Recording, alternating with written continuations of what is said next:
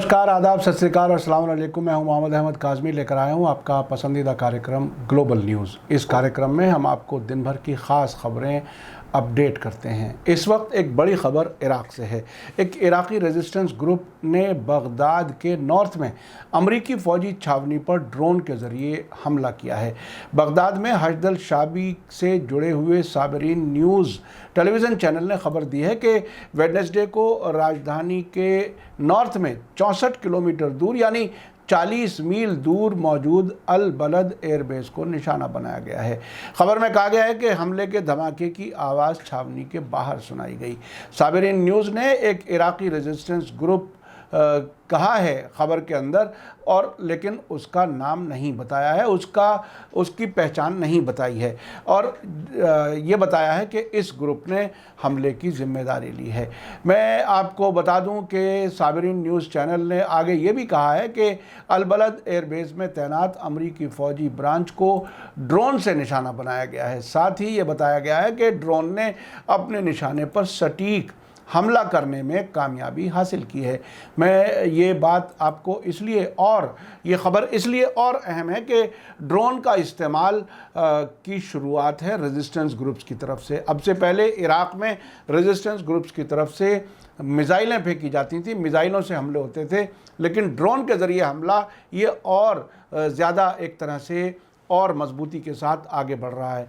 Drone का जहाँ भी जिक्र आ जाता है वो बिल्कुल ऐसा लगता है कि जो ईरान की टेक्नोलॉजी अलग अलग ग्रुप्स को पहुँच रही है, शायद उसका कोई हमला है। लेकिन इसमें जो यहाँ बताया गया है कि वो जापान का एक ड्रोन है जिसका इस्तेमाल कुछ रेजिस्टेंस ग्रुप्स इराक़ में कर रहे हैं। आपको ये भी बता दूं कि इराक़ी रेजिस्टेंस ग्रुप्स के पास कामिकेज़ जहाज़ मौजूद है, यानी वो ड्रोन कामिकेज़ जो अपने मुल्क में अमेरिका की मौजूदगी के ख़िलाफ़ एतराज़ कर रहे हैं।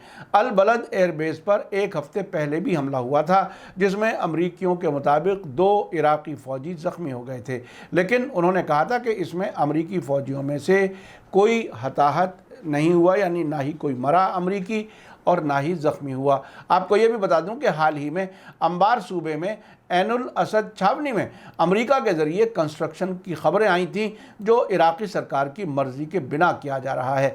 एक तरफ अमेरिका को बार बार कहा जा रहा है कि वो इराक़ से अपनी फ़ौजें वापस बुलाए, लेकिन दूसरी तरफ अमेरिका अपनी फ़ौजों को वहाँ लंबे वक्त तक रखने की तैयारी कर रहा है। इससे वहाँ के जो रेजिस्टेंस ग्रुप्स हैं उनमें बहुत ज़्यादा नाराज़गी है।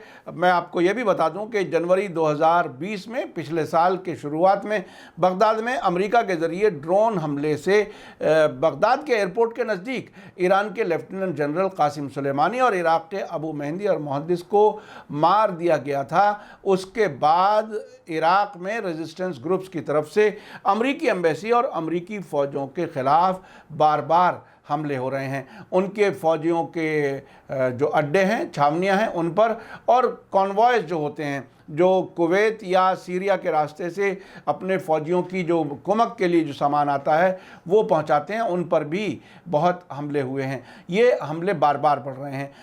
ये जो ईरान और इराक़ के जो दोनों कमांडर थे, उनको इस इलाके में टेररिज्म के ख़िलाफ़, यानी दाइश और जो दूसरे जो ग्रुप्स हैं उनके ख़िलाफ़ लड़ाई के लिए बहुत ही इज़्ज़त की नज़र से देखा जाता है। ये बहुत ही अजीब सूरत हाल है। अमेरिका एक तरफ बगदाद में अपनी एम्बेसी, अपने फ़ौजियों की जान बचाना उसके लिए मुश्किल बना हुआ है, क्योंकि वहाँ जो हुकूमत की सपोर्ट वाले जो रेजिस्टेंस ग्रुप्स हैं, जो हशदल शाबी, कताइब हिज़्बुल्लाह या और दूसरे ग्रुप्स हैं, वो अमेरिका के ख़िलाफ़ कार्रवाइयाँ कर रहे हैं, और वहाँ की हुकूमत उनके ख़िलाफ़ कोई कार्रवाई नहीं कर पाती, क्योंकि आयतुल्लाह सिस्तानी के ज़रिए अपील की गई जो रेजिस्टेंस ग्रुप बना था हशदल शाबी, वो उसके अंदर शामिल है। आवाम के जज्बात शामिल हैं अमेरिका के ख़िलाफ़ इन हमलों के सिलसिले में। तो ये हालात बहुत ही दिन ब दिन अमेरिका के लिए बिगड़ रहे हैं। एक तरफ उसको अफ़गानिस्तान से अपनी फ़ौजें वापसी का एक तरह से सिलसिला उसने शुरू किया है। इराक़ से भी उसकी फ़ौजों को ऐसा लगता है कि अगर इसी तरह से हमले बढ़ते गए तो उसे वापस जाना पड़ेगा। इराक़ में मुश्किल ये है कि प्रो अमरीका जो एलिमेंट्स हैं कुर्दों में, नॉर्थ इराक़ में, उनकी उनको सपोर्ट रहती है और उसी वजह से वो शायद कुछ लंबे वक्त तक रहने की कोशिश कर रहे हैं इराक़ में। तो ये एक बड़ा हमला था, इसकी ख़बर मैंने आपको इसीलिए पहुंचाई कि ये एक बड़ी बात है, चूँकि इराक़ के अंदर रेजिस्टेंस ग्रुप्स ने अमेरिकन फ़ौजों के ख़िलाफ़ ड्रोन का इस्तेमाल पहली बार किया है। तो ये ऐसा लगता है कि ये लड़ाई एक नए फ़ेज़ में दाखिल हो गई है। आखिर में मैं आपसे कहना चाहूँगा कि आप बताइए कि ये इराक़ में अमरीकियों के ख़िलाफ़ जो हमले हो रहे हैं ऐसे वक्त में, जबकि वहाँ की पार्लियामेंट ने भी एक रेजोल्यूशन पास किया था जिसमें कहा था कि सभी गैर मुल्की फ़ौजों को जाना चाहिए, उसके बाद भी अमेरिका वहाँ से वापस जाने का नाम नहीं ले रहा। ऐसी सूरत में जो ये हमले हो रहे हैं, इनको आप किस हद तक दुरुस्त और कितना ठीक समझते हैं या गलत समझते हैं, ये कमेंट्स में ज़रूर लिखें। इसी के साथ मुझे दीजिए इजाज़त। धन्यवाद, शुक्रिया। जय भारत, जय हिंद।